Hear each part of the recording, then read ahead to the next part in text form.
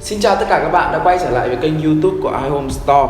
Hãng robot hút bụi hàng đầu thế giới đã ra mắt robot thế hệ mới nhất, đó là Roomba S9 Plus vào ngày 11 tháng 6 vừa rồi để kỷ niệm 25 năm phát triển của công ty. Điều đặc biệt nhất của chiếc máy này nó đã đổi thiết kế từ hình tròn sang thiết kế hình chữ D như các mẫu máy của Neato, đối thủ ở quê nhà của iRobot.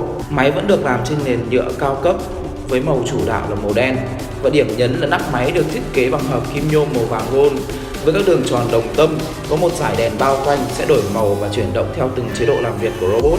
Với thiết kế cải tiến, có thể thấy ngoại hình của Roomba S9 Plus nhỏ hơn một chút so với các dòng robot của Neato. Như các bạn biết thì kích thước càng gọn thì khả năng di chuyển ngóc ngách càng tốt. Khe hút chính của máy sẽ ở ngay phần cạnh chữ D và chuột cạnh được đặt lên trước khe hút. Điều này giúp Roomba xử lý cạnh tường tốt hơn.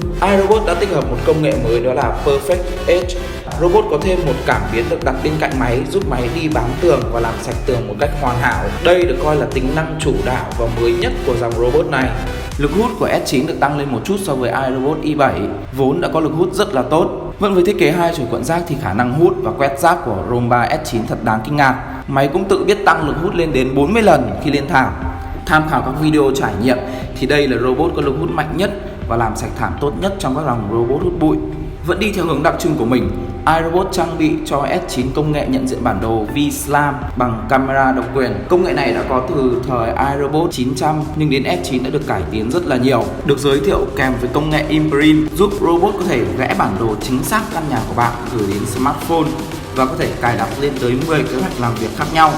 Có thể thấy 2 năm gần đây thì iRobot đã trở lại mạnh mẽ và đã phát triển công nghệ một cách vượt bậc. Máy cũng có lựa chọn mua kèm với Clean Base, tự động làm sạch rác khi robot hút đầy rác.